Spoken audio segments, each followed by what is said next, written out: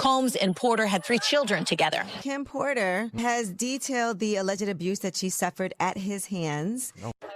Kim Porter says she dumped Diddy. Combs' former partner, Kim Porter. She confirmed that it would upset her when Combs would spend holidays with his family and Porter. Picture this. The courtroom holds its breath. The tension is thick as everyone's attention locks onto the glowing screen. A single text message pops up, sent by Kim Porter. It's short, but its impact is immediate and powerful.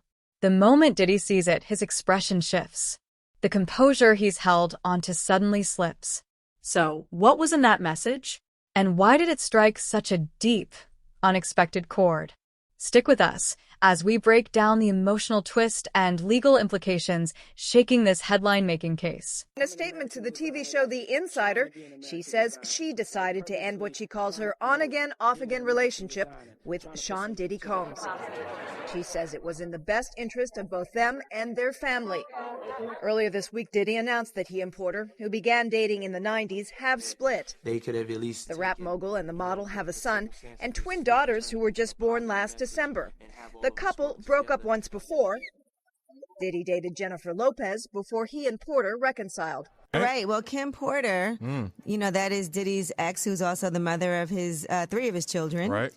Has detailed the alleged abuse that she suffered at his hands. Oh, no. And this is all in a memoir. Came here today just to tell the truth, so hopefully we can get down to the bottom of this. I'm 100%, the charges against me are 100% false, and hopefully due to time, we'll start to see that. Wait a minute. Say that again. Say that again. Back up. You're saying that there's tapes and they're being shopped? Yes, there have been people already shopping. We've heard about the tapes. Yes. The shopping thing is... Yes, there already have been tapes leaking around Hollywood, being shopped around to individuals in Hollywood. But one particular person contacted me to shop a particular video they were in possession of. Now, to the latest on the arrest of Sean Diddy Combs. This one has so many people talking. The disgraced music mogul facing federal racketeering, conspiracy, and trafficking charges. Both the prosecution and defense teams are set to discuss the next phase of action following the indictment as investigators work to determine potential co-conspirators. But how exactly did we get here? Turning to you, Judge Ashley, something interesting that has been taking place inside the courthouse here is defense counsel started to read a lot of the communications that were taking place between Combs and Cassie Ventura, because when Cassie was being asked to read these exchanges, they were feeling that it was taking a little long. And the judge has made it very clear that defense counsel needs to keep on going because he is hopeful that this witness can be off the stand at the latest on Friday. We'll have to see if that's going to happen. But another thing that was really interesting in one of the exchanges between the two of them, and I'm talking about defense counsel as well as Cassie Ventura, the government star witness who has been on the stand, is Cassie was asked to take a look at some of the communications that were taking place between her and Sean Combs. And at one point, Cassie kind of stopped and she said to the judge, is it even important what I feel is relevant at this time? Because the defense counsel was asking her certain questions, and Cassie obviously was feeling like they weren't giving complete context as to exactly what was taking place during these text message communications. But then defense counsel went to try to explain to her why she felt they were relevant. And this is when she rapid fire a series of questions to Cassie Ventura saying, you testified that you were insanely jealous. Yes. You reacted when you saw pictures of him on social media with other girls. Yes. You were upset because you thought that he was in and you were in a monogamous relationship. Yes. So that was such an interesting dynamic to watch between defense counsel as well as Cassie Ventura. Their story started in the early 1990s when Sean Diddy Combs was building his name in the music world and Kim Porter, a charismatic model from Georgia, was stepping into the spotlight. They crossed paths at a party in 1994, and from that moment, the chemistry was unmistakable. Over the next decade, their relationship became a central chapter in both of their lives. It was a mix of deep affection, family milestones, and heartbreak, much of it unfolding not in private, but under the public eye. Together, they raised 3 children, Christian, and twin daughters Delilah and Jessie. Diddy also welcomed Kim's son, Quincy, from a previous relationship, treating him as one of his own. To the world, they often appeared as the picture of unity, flashing smiles on red carpets, coordinating outfits, and radiating star power. They were frequently celebrated as one of entertainment's most glamorous families. But behind those headlines and photo ops, their relationship faced serious challenges. Breakups and reconciliations came and went, often accompanied by speculation about infidelity and the pressures of fame. Even through the ups and downs, the connection between them never completely faded. When their romance ended in 2007, Kim described Diddy as a forever friend. Diddy, in turn, often spoke of Kim as his soulmate, someone who truly understood him. Despite going their separate ways, their bond remained visible in family vacations, candid photos, and celebrations shared long after the relationship ended. The media played a big role in how their story was told, sometimes glamorizing, sometimes sensationalizing, but always watching. And fans followed it all, not just because of their celebrity status, but because their relationship felt genuine, full of love, struggle, and human emotion. Then came the heartbreaking news in 2018. Kim Porter had passed away. The loss stunned the entertainment world, and Diddy called it the most difficult experience of his life. Their shared history, once captured in glossy photos and headlines, suddenly felt heavier, more complicated. Now, years later, that story has taken a new and unexpected turn. In the middle of a high-stakes legal battle, a message from Kim, sent before her passing, has resurfaced in court. It's more than just evidence. It's a reminder of everything they lived through together. And as the courtroom watches, their past returns to center stage, not through fame or glamour, but through the weight of a message that still echoes today. Kim Porter's death, she was in the best health. Now, if you guys aren't sure or don't know who Al B. Sure is, he's the father, the biological father of Quincy. Okay? And he, Quincy mother is Kim Porter. They had a child together, and she's got with Diddy, and I'll Be Sure was saying that he don't believe that she died the way they said she did. They were talking about like pneumonia or something like that. And I think he was saying something about he's going to tell you how he got in a coma. A lot of people were speculating that, Diddy had something to do with it. Combs and Porter had 3 children together. We can also tell you about some other testimony that took place. Defense challenged Ventura's claim that Combs forced her into sex acts and didn't apologize. From a 2009 text when Ventura said she wasn't feeling well after a freak-off, Combs wrote, "Damn, you're sick. I'm sorry. If you're not into it, no worries, no stress." So that's a bit of some of the testimony that was taking place inside the courtroom. Also, Kid Cudi, talking about Kid Cudi as well as Michael B. Jordan. Right when we got out of the courtroom just a short time ago, they were bringing up her new relationship with Michael B. Jordan, which took place when Cassie was saying that she felt that their relationship, her and Sean, had been on a break, and she began to date the actor by the name of Michael B. Jordan. Also talking about Kid Cudi. And how did Sean Combs find out about that relationship? Well, she had a burner phone, and during one of the freak-offs, he was taking a look, though, not at her burner phone, another phone, and that's when Sean Combs discovered that she had a relationship with Kid Cudi. And she said it was scary. Things didn't go well after he found out. Defense counsel asked her while she was on the stand, did you feel justified in being unfaithful with Sean Combs when you began that relationship with Kid Cudi, because Sean Combs, was dating other women?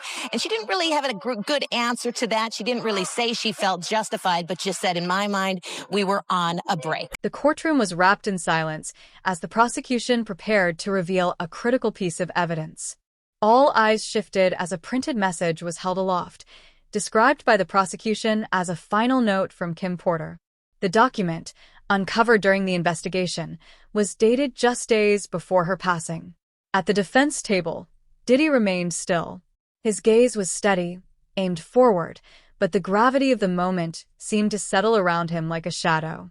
Though he showed no outward reaction, the tension in the room made it clear This moment mattered. The prosecution took its time, setting the tone carefully. They explained that the message was more than just emotional. It offered insight into the complex relationship between Diddy and Kim.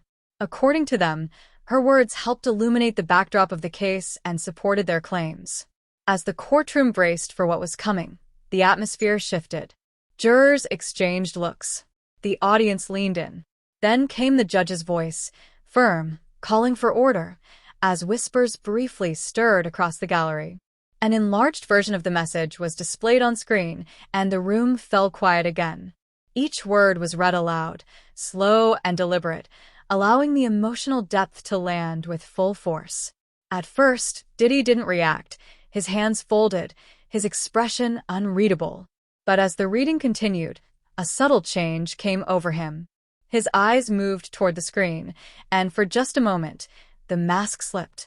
A flicker of something deeply personal crossed his face. Legal analysts say that in high-profile cases, digital messages can be among the most impactful forms of evidence.